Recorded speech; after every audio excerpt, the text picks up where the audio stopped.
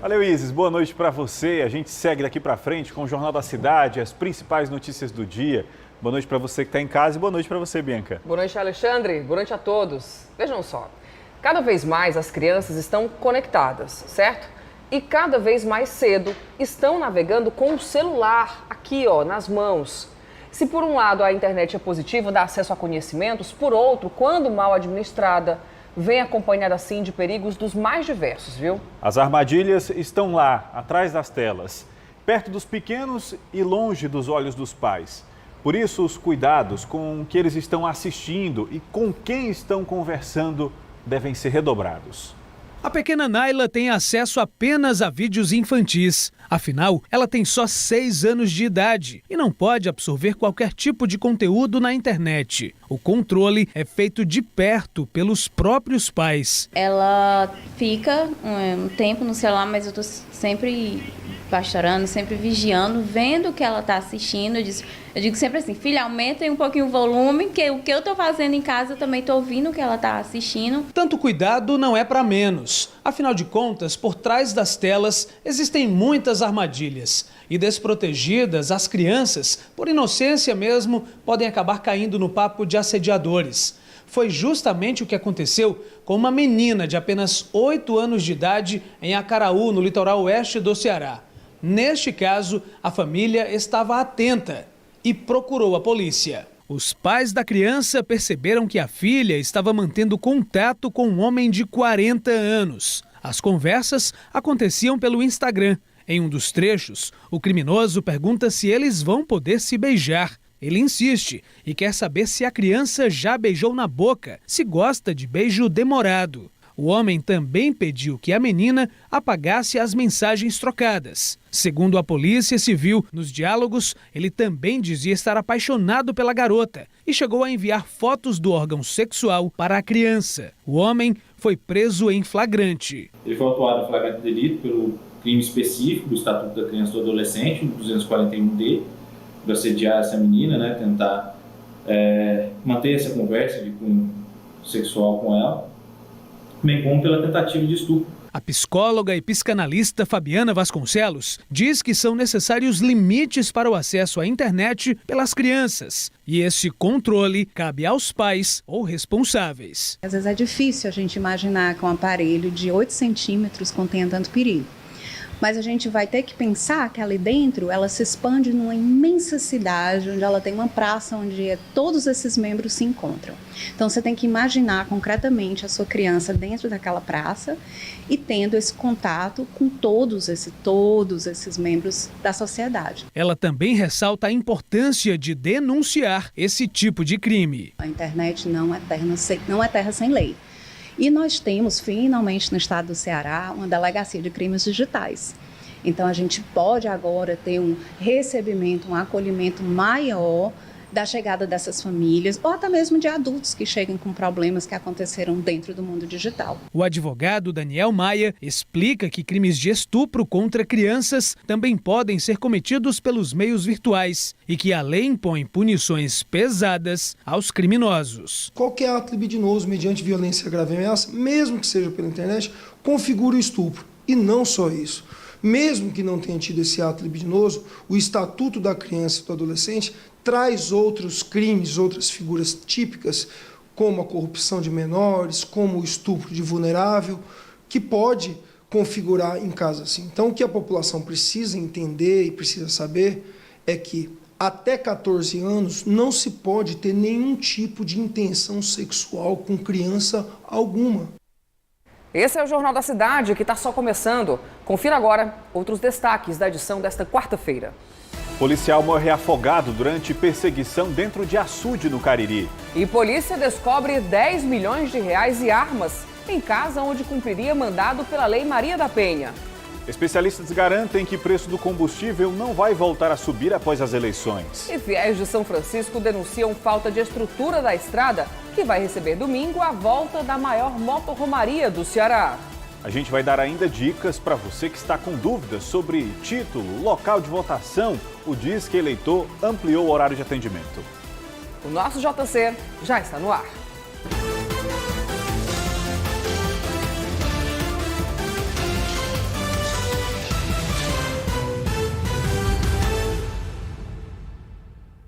3 homens foram presos hoje por receptação de fios de cobre. Fios que eram tirados de semáforos dos cruzamentos aqui de Fortaleza. Só existe crime de furto? Thea Morel vai aparecer aqui no nosso ao vivo porque há quem compre esse material. É receptação, né, Thea? Boa noite para você. Boa noite, Bianca. Boa noite, Alexandre. Boa noite a todos. Pois é, e nesse caso a polícia também chegou ao receptador, o dono de uma sucata que acabou reconhecendo que os 3 homens que foram presos trabalhavam para eles. O monitoramento, feito pela CTA-FO, verificou que 4 semáforos no bairro Itaoca estavam apagados e a partir daí acionou a Polícia Civil. Quando chegou no local, os semáforos não estavam funcionando porque não tinham os fios e a Polícia Civil começou uma abordagem, encontrou os 3 homens derretendo os fios e depois que os homens foram presos, o dono da sucata foi até a delegacia e reconheceu que eles trabalhavam para eles. Esse crime de receptação pode levar também a uma pena. A pena pelo furto de fios, ela pode chegar até 1 a 8 anos de detenção e isso realmente é muito grave. Tão grave quanto a ocorrência que aconteceu nesse fim de semana na Avenida Imperador. É que existe um risco muito grande em roubar esses fios dos postes aqui da nossa cidade. E um homem acabou morrendo eletrocutado lá no centro da cidade. A queda desse homem, o momento em que esse homem recebe uma grande descarga elétrica, foi filmada e flagrada pelas câmeras de monitoramento. E foi a partir daí que a polícia soube que, na verdade, ele tentava, sem qualquer equipamento de segurança, fazer o furto dos fios. A concessionária de energia elétrica alerta que pelo menos 175 quilômetros de fios já foram furtados aqui da nossa cidade. Você tem o risco à vida humana para as pessoas que tentam fazer esse tipo de prática sem qualquer tipo de equipamento de segurança e tem também o prejuízo à população, já que mais de 133 mil usuários ficaram sem energia por conta desses crimes. De volta ao estúdio do Jornal da Cidade. A imagem impressionante, fica aí o alerta, não é, Thea Morel? Muito obrigado pelas informações. E a polícia encontrou 10 milhões de reais e armas em uma casa em Brejo Santo, no Cariri. Mas as equipes haviam ido até lá para cumprir o mandado de busca e apreensão por outro crime relacionado à Lei Maria da Penha. Quem explica essa história para a gente é Hugo de Leon. Boa noite, Hugo. Policiais civis da delegacia de Brejo Santo foram até uma casa cumprir um mandado de busca e apreensão. O alvo, um homem investigado por violência doméstica. No momento da abordagem, o suspeito fugiu pulando muros de casas vizinhas. Lá dentro do imóvel, os policiais encontraram um verdadeiro arsenal. Espingardas de vários calibres, um revólver calibre 38, muita munição e cheques, notas promissórias e dinheiro, totalizando aproximadamente 10 milhões de reais. Agora, a polícia procura o homem que está foragido e também quer saber a origem de todo esse material. A gente tem um vídeo do delegado lá de Brejo Santo, que fala mais sobre a operação. A Delegacia Regional do Brejo Santo irá dar continuidade às investigações, visando apurar eventuais crimes que estejam relacionados à apreensão dos materiais descritos. Hugo de Leon para o Jornal da Cidade. Na estrada de Jardim, também cidade do Cariri, um caminhoneiro morreu após bater em outro caminhão na manhã de hoje. O veículo que transportava areia ficou sem freios. Cícero Emerson Tomás de Carvalho tinha apenas 19 anos e ficou preso às ferragens. Quando os bombeiros chegaram, ele já estava sem vida e os trabalhos acabaram se concentrando aí na retirada do corpo. No mês que vem está prevista mais uma edição da Moto Romaria. Os organizadores do evento estimam a participação de cerca de 50 mil pessoas. Pois é, mas existe uma preocupação entre os motociclistas que vão participar desse evento, que é a segurança da estrada que liga Fortaleza a Canindé. A BR-020 é uma estrada que começa no Distrito Federal e atravessa outros 3 estados até chegar ao Ceará. A rodovia tem mais de 2.000 quilômetros e a manutenção é de responsabilidade do governo federal. A pista deve ser tomada por motociclistas no dia 18 de setembro, data programada para a edição de número 36 da Moto Romaria, quando milhares de motociclistas percorrem o trajeto entre Fortaleza e a cidade de Canindé. Neste trecho aqui da BR-020, a gente encontra um asfalto em boas condições. O caminho está trafegável, mas não significa que ele continua assim até o fim. Daqui para Canindé são cerca de 100 quilômetros. E de acordo com quem anda em 2 rodas, existem muitos buracos pela frente. O trecho mais crítico que tem é entre Caridade e Campos Belo. Esse trecho tinha muito buraco grande. E um buraco grande que a gente chama boca de pilão, esse aí, se um motoqueiro cair, cai 5 mil atrás. Então de 5 mil vai ter muita gente quebrada. Os organizadores da Moto Romaria, que ficou 2 anos sem levar os fiéis até Canidé, estão realmente preocupados. Houve promessa do DENIT de que a recuperação começaria em julho, mas estamos no fim de agosto e o trabalho não avançou. Eu recebi um ofício do diretor do DENIT, o doutor Tiago, me comunicando que final de julho o evento da Moto Romaria podia ficar preocupado, que ia estar pronto no final de julho. Ia ser tapa-buraco, né? E até agora nós fomos a Canidé e constatamos que estão trabalhando, mas está difícil. Se não tiver outra fonte de trabalho para consertar os buracos, talvez a gente vai decepcionar com a Moto Romaria. Eles aquecem os motores para reunir outros devotos de 2 rodas. Como este ano deve simbolizar um retorno às estradas. Depois que a pandemia perdeu força, o número de motos deve mesmo ultrapassar 50 mil. Mas eles esperam que o percurso seja o mais seguro possível durante todo o trajeto até a Estátua de São Francisco. O grupo lembra que a Moto Romaria se tornou um evento importante de fé e devoção aqui no Ceará. Está acima de tudo a busca, né, de um princípio religioso, onde junto com a Irmandade, né, você vai buscar dias melhores, né, compartilhamento e algo de melhor na sua vida. O DENIT, que é responsável pela manutenção da BR-020, foi procurado e até o fechamento desta edição não respondeu à produção do Jornal da Cidade. Agora futebol. O Ceará confirmou agora há pouco a contratação do argentino Lúcio Gonzalez para comandar o elenco durante o restante da temporada. O treinador e a comissão técnica dele chegam à capital na sexta-feira. Quem comanda o vovô no duelo contra o Atlético Paranaense sábado na Arena Castelão será o interino Juca Antonello. Quem está chegando por aqui para falar sobre esse assunto é o nosso camisa 8, Luiz Henrique Pontes. Boa noite, brother.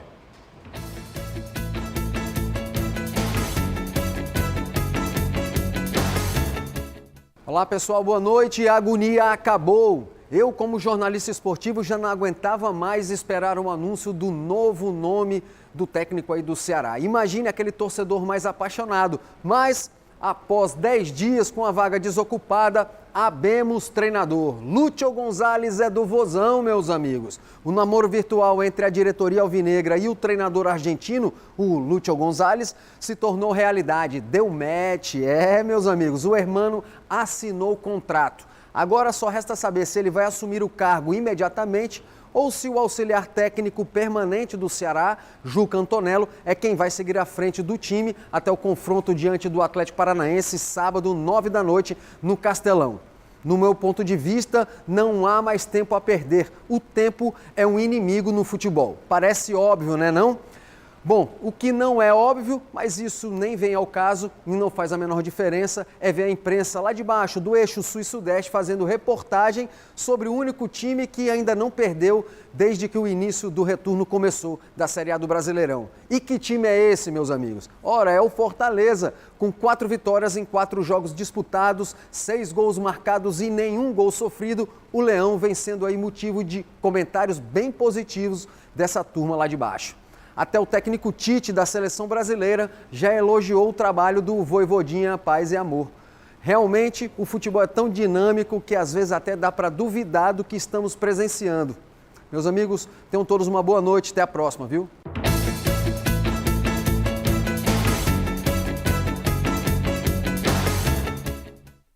Ainda hoje, policial morre afogado durante perseguição dentro de açude, no interior do Ceará. Na volta do intervalo, a gente vai dar uma dica para você que está com dúvidas sobre título de eleitor, local de votação. O Disque Eleitor está com horário ampliado.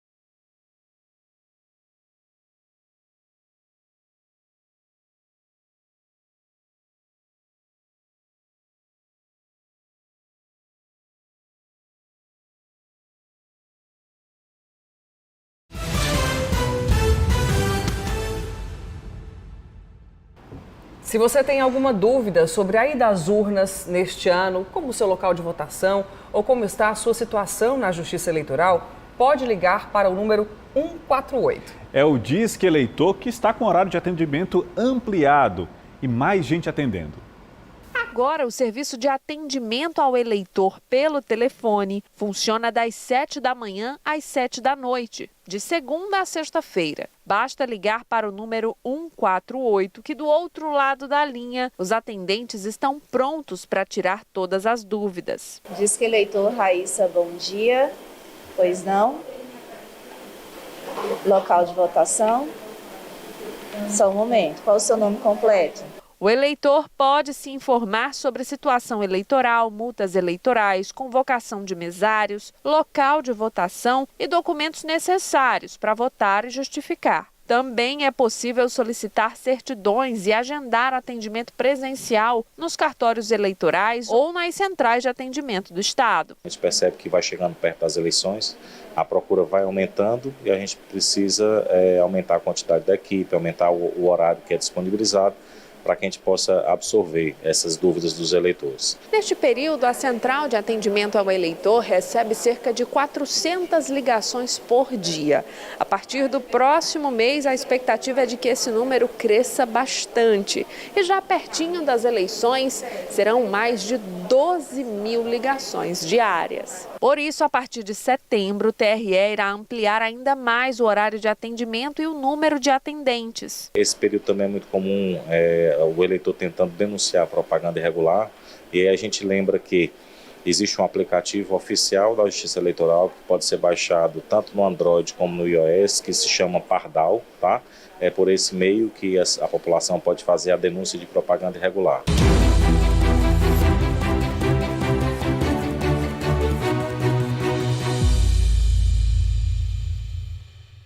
Vamos conferir agora a agenda de hoje dos candidatos ao governo do estado.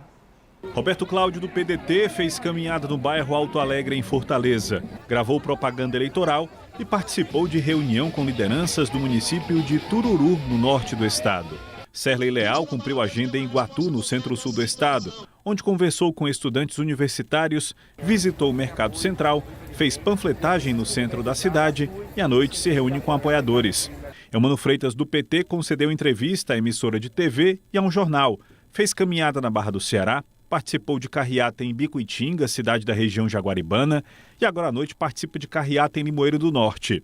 Capitão Wagner, no União Brasil, concedeu entrevista a uma emissora de rádio, gravou o programa eleitoral, inaugurou o comitê de um apoiador e o comitê oficial da campanha em Fortaleza. Zé Batista, do PSTU, fez panfletagem para operários na Praia do Futuro, participou de ato dos servidores do Poder Judiciário, gravou entrevista para a TV e fez panfletagem no Benfica.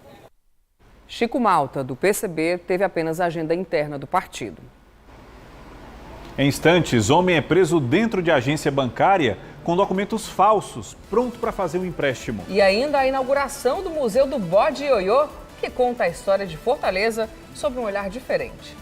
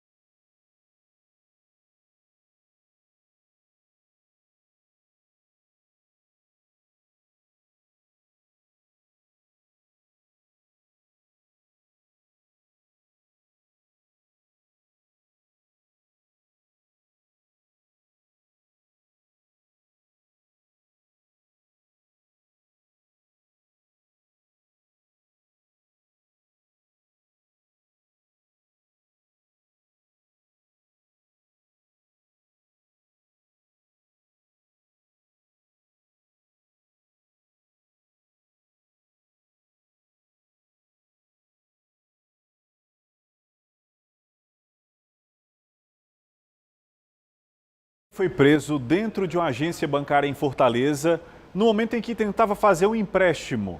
Por que a polícia foi acionada? A gente vai saber agora com a Té Morel. Fala pra gente ao vivo. Té, qual era o crime que esse suposto cliente estava cometendo? Boa noite para você.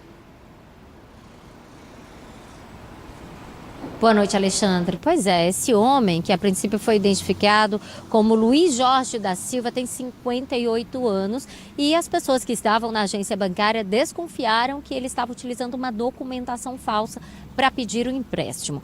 Essa agência bancária fica aqui no bairro Dionísio Torres e aí essas pessoas, os responsáveis pelo banco, acionaram a Delegacia de Defraudações e Falsificações, a DDF, que realmente comprovou que esse homem estava com documentos falsos, com cartões falsificados e até com dinheiro.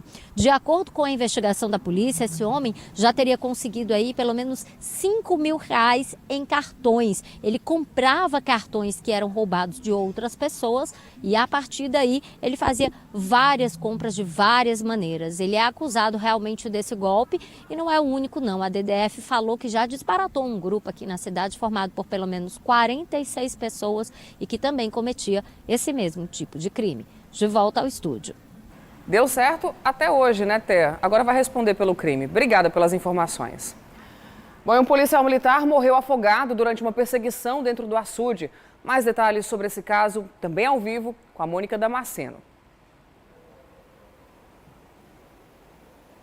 Boa noite, Bianca. Boa noite também a todos que nos acompanham. Olha só, Rodrigo Ribeiro, de 28 anos, acabou perdendo a vida numa perseguição hoje, quarta-feira, no açude Araras, que fica em Varjota. Rodrigo fazia parte do pelotão do BP Raio da cidade de Santa Quitéria e durante essa perseguição ele estava em uma canoa que acabou virando e Rodrigo acabou morrendo afogado. No momento da perseguição e após se afogar, Rodrigo ainda foi resgatado por um pescador ali da cidade que levou o Rodrigo até o hospital, mas infelizmente o policial não resistiu. Inclusive a governadora Isolda Sela chegou a se pronunciar nas redes sociais, lamentando a morte do rapaz e também prestando solidariedade à família e amigos. A Secretaria da Segurança Pública inclusive se pronunciou e disse que o suspeito foi preso com uma arma calibre 38. Essas são as informações, eu volto com vocês. Obrigado, Mônica. E um homem morreu em Barro, no Cariri, quando tentava atravessar um açude no município nadando. Ele pescava no local. Olá, boa noite, Bianca, Alexandre, boa noite para todo mundo. Francisco Raul Coelho, de 44 anos de idade, estava pescando em um açude na zona rural de Barro, acompanhado de dois amigos. Em um determinado momento, ele mergulhou para verificar uma rede de pesca e não mais retornou. A polícia foi acionada para o local, assim como o Corpo de Bombeiros de Juazeiro do Norte. Após horas de buscas, o corpo foi localizado. A causa da morte foi afogamento, de acordo com as primeiras informações. Hugo de Leon para o Jornal da Cidade. Obrigado. Olha, neste segundo semestre, o tempo seco e os ventos fortes acabam facilitando ali a propagação de incêndios, especialmente aqui no Ceará. Mas muitas vezes o fogo começa a partir de uma ação humana e a população deve denunciar quem faz queimadas. A fumaça tomou conta de uma fazenda de Santa Quitéria no último domingo.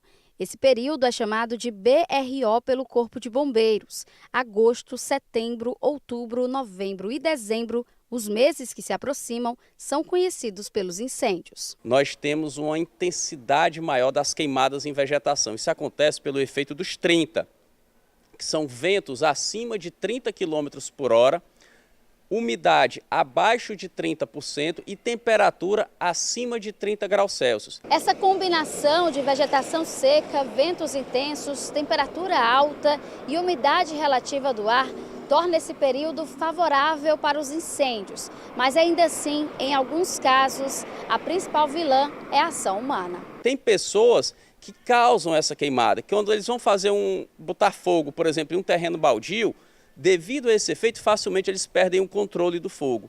E aí tem que acionar o Corpo de Bombeiros.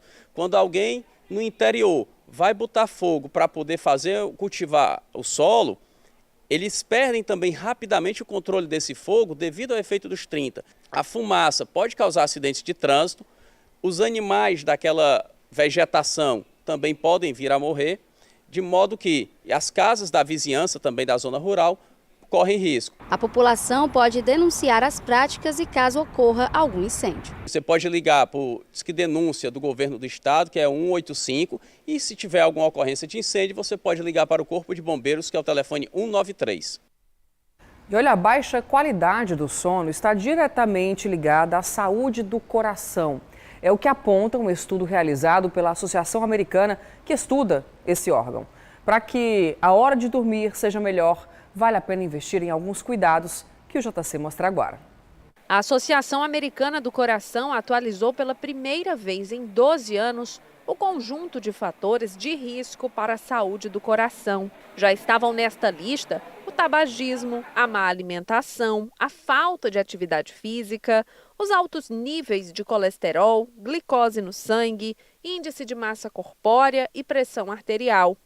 E agora, o sono de má qualidade também é fator de risco. Existe uma relação grande entre uma síndrome chamada síndrome da apneia obstrutiva do sono e as doenças cardiovasculares. Em que consiste essa síndrome? Consiste na dificuldade de passagem de ar nas vias aéreas enquanto o indivíduo está dormindo. Então o indivíduo vai ter períodos de hipopneia, quer dizer, que ele respira muito superficialmente, e períodos de apneia, em que ele para de respirar. Indivíduos que roncam, que o cônjuge vê que ronca e de vez em quando para a respiração, deve-se suspeitar fortemente dessa síndrome da apneia obstrutiva do sono, que é considerada hoje como a causa secundária principal da hipertensão arterial. A pesquisa entrevistou 13 mil adultos em 13 países, incluindo o Brasil, desde o começo da pandemia. 74% dos brasileiros afirmaram terem adquirido um ou mais problemas para dormir. O estudo ainda revela que dormir demais pode ser um problema. O ideal são 7 horas de sono. Mais do que isso, já pode ser perigoso. Menos de 7 horas eleva o risco cardiovascular, mas parece que também acima de 9 horas também aumenta o risco cardiovascular, ou seja, não vale a máxima de quanto mais melhor. E para dormir melhor, as dicas são simples. O indivíduo não deve tomar cafeína nas horas que antecedem o sono. Cafeína está presente no café, em alguns tipos de chá. O indivíduo não deve se alimentar muito também antes de dormir. O indivíduo não deve assistir televisão, deve se desligar das telas, pelo menos 1 hora antes de dormir. Televisão e principalmente hoje a tela do telefone celular, que é muito comum ficar sempre sendo procurado. Agora a gente vai falar de um assunto que certamente gerou dúvida na hora de abastecer. A tentativa de economizar, muito motorista optou por não usar gasolina no carro, por exemplo. E agora? O que está valendo mais a pena? Mesmo com o etanol um pouquinho mais barato, a Agência Nacional do Petróleo afirma que abastecer com gasolina continua sendo a melhor opção no país. O preço médio da gasolina, que chegou a custar R$ 7,39 no começo do ano, voltou a cair e chegou ao menor patamar de 2022. O valor do etanol também recuou, mas de forma mais tímida, cerca de 18%. Com os novos preços, o que tem sido mais vantajoso para o motorista? Eu acredito que pelo fato de rodar bastante dentro da cidade, a queima do álcool é bem mais rápido. E a gasolina, ele pelo fato de ter baixado o valor, o preço, eu acho que nos ajuda melhor. No começo que a gasolina estava muito alta, eu botei o etanol, mas agora eu boto mais gasolina, já que baixou, né? Vale a pena. Meu carro é Total Flex e ele tem um bom desempenho com álcool. No Ceará, o etanol está custando em média R$ 5,00, enquanto a média da gasolina está de R$ 5,47. Mesmo com o etanol mais barato, segundo especialistas e a ANP, a Agência Nacional do Petróleo, abastecer com gasolina no país é a melhor opção. Em média, um carro que é a gasolina e etanol, ele consome com álcool 30% a mais do que com o gasolina. Então, para que compense você abastecer a etanol, é necessário que ele esteja 30% abaixo. O preço dos combustíveis tem sido reduzido por causa das novas tributações adotadas pelo governo federal. Nas 3 primeiras semanas do mês, a gasolina chegou a cair quase 6%, enquanto o etanol 5,46%. Mesmo a queda trazendo um alívio para o bolso do consumidor nesse momento, muitos temem que o pós-período eleitoral venha acompanhado de altas exorbitantes, o que para o assessor é improvável acontecer. Para deixar o motorista mais tranquilo, o especialista reforça que a expectativa até o final do ano é de mais redução. A tendência que a gente tem é de estabilidade e um pequeno viés de baixa. Está sempre de olho, observando o preço do combustível, fazendo aquela continha para saber o que está valendo mais a pena, afinal tudo que a gente quer é economizar. E no Crato, região do Cariri, a reconstrução facial e um projeto da futura estátua da Menina Benigna foram apresentados à imprensa hoje. Quem traz mais informações para a gente, direto da região do Cariri, é Hugo de Leon. Olá, boa noite, Bianca, Alexandre, boa noite para todo mundo. Há exatos 2 meses da solenidade que irá tornar oficial a primeira beata do Ceará, a Benigna Cardoso da Silva, a Diocese de Crato realizou uma entrevista coletiva apresentando a nova imagem em formato 3D da Benigna. Assim como uma imagem que foi apresentada, desenvolvida por o Departamento de Tecnologia de um colégio aqui de Crato que pertence à Diocese. Estiveram presentes, além do bispo diocesano, o Dom Magnus Henrique, padres da Diocese e também parentes da Benigna. Momento de muita emoção. Lembrando que daqui a 2 meses exatamente acontece a solenidade, que irá, claro, apresentar para todo mundo a primeira beata do Ceará. Valeu, Hugo. Olha, agora a gente fala de um personagem que faz parte da história e da cultura cearense, que é o bode ioiô. E agora ele tem um museu só para ele, viu? Pois é, o bode ioiô que chegou a ser eleito vereador de Fortaleza. E tem muitas histórias. Quem frequenta o centro da cidade sabe um pouco dessas histórias desse bode ioiô. E esse museu fica no centro da cidade, ali no Parque da Criança, ponto da cidade que guarda boa parte da nossa história. Aqui tem bode para todo lado. Afinal, o espaço é dele, do bode mais famoso do mundo, o bode ioiô. O bode ioiô foi um caprino famoso, um bode pai de chiqueiro, que chegou aqui na seca de 1915, viveu 16 anos. Quando chegou aqui, foi logo comprado por um senhor muito rico que morava na Praia do Peixe. Comprou o bode e criava o bode solto. E aí ficou muito conhecido na cidade, bode ioiô, porque ele ia e vinha todos os dias aqui para o centro da cidade de Fortaleza. Nessa ida e vinda, foi apelidado de ioiô, e aí quando foi em 1922, foi candidato a vereador e foi o mais votado, juntamente com Quintino Cunha, que foi o cabo eleitoral do bode. Uma figura tão importante dessas realmente merecia um espaço para contar essa história. O centro de Fortaleza é muito vivo, principalmente durante o dia, e tem uma história maravilhosa para se contar. As crianças adoram o bode ioiô. E por isso, o local escolhido para receber o museu foi a Cidade da Criança, no centro de Fortaleza. Crianças em situação de vulnerabilidade social tiveram acesso ao espaço assim que foi inaugurado. A gente está fazendo uma atividade de trazer as crianças para um lugar tão importante como a Cidade da Criança, para ter contato com a natureza, para participar da atividade do trenzinho, conhecer outros pontos turísticos locais, porque às vezes o fortalezense não conhece. E, ao mesmo tempo, conhecer o Museu do Bode Ioiô, que está sendo inaugurado, que conversa muito com as crianças, porque é um personagem irreverente, é um personagem lúdico, que conta a história da nossa cidade. Aqui no Museu do Bode Ioiô também funciona uma Casa do Turista, que é um local de apoio aos visitantes de Fortaleza. Eles terão acesso a todas as informações sobre os pontos turísticos da cidade e ainda poderão fazer visitas guiadas pelo centro de Fortaleza. Essa Casa do Turista, ela tem o Museu do Bode Ioiô, e é a partir aqui da Casa do Turista que a gente vai fazer o percurso do centro histórico da cidade. São histórias assim que formam a cultura de um povo e, claro, devem ser valorizadas, né? E a gente precisa conhecer, visitar, assim como a gente faz quando visita outros países. Visitamos os museus, conhecemos a história, a cultura, mas muitas vezes não visitamos nem conhecemos a nossa própria história.